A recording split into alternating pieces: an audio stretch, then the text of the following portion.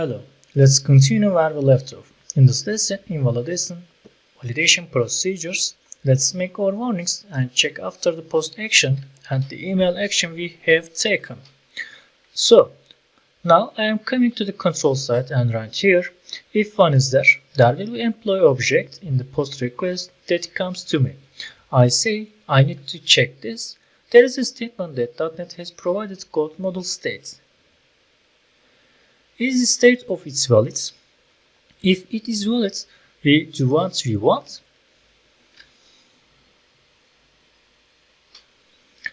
Let's call it operations. If it is not valid, we need to check our wording here as well. And I am here so we can control our expression. There is a state model of the states.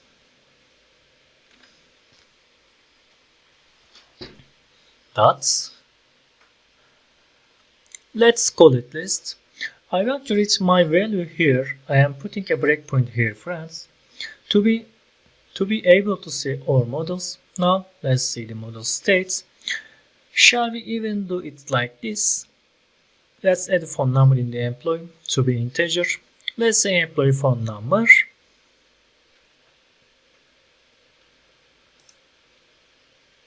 It doesn't have much value.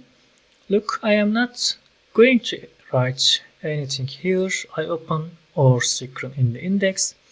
I am copying our statements. Sorry, it was missing.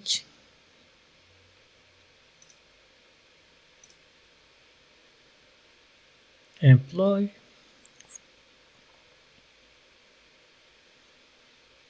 phone number. I take the statement from here. I edit it here.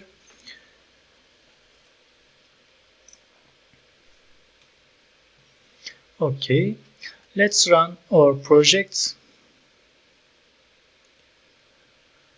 Let's see what happens in our mail action. Let's see together.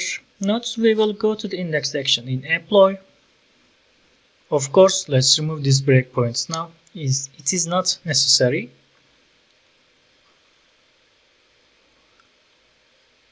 Did it stay on the other side?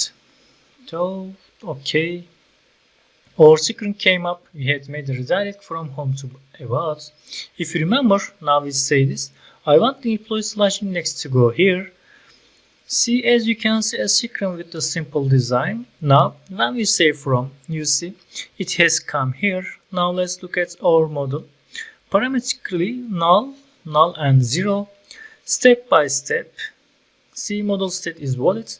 After selecting of all this, when you press Shift F9, a special secret will open for this quick void secret.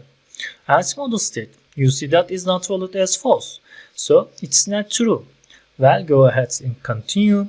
I look at state situation, and it say there are 3 statements here. One of them is employee name invalid, employee email invalid, and employee phone number invalid. Well, let's look at this value here. Here he tells us why it is valid. Here we see our message. He says employee name field is required, not null employee name. It says employee name was empty and employee says it cannot be null and it cannot be empty, friends. Let's close it again. Let's even open it up so that we can do it like this again. Let's get into value. Let's look at the error here. See, if you see our error message here, employee email was not empty, employee name field is required, not null empty. So these are just the friends we want. I say continue and see our warnings are also displayed here. Now, in this lesson, as an example, I have shown you have to make a validation in a server operation. Is this very healthy? Parts yes, part no, partially no, and partially yes. I want to explain the situation a little bit. We can also do it on the client side. It will be very healthy, but here what's overlooked. There are sometimes hackers who are not expert in the business or some version of some browser may not support JavaScript. Script folders may not run, therefore the control we have made only client side is usually. So at the same time, we are trying to direct the process as we want client and server side control. We are redirecting it, we should inform. In other words, there is no such thing and necessarily done by server on the client side. By Fluent validation is also what I will show in the next lesson.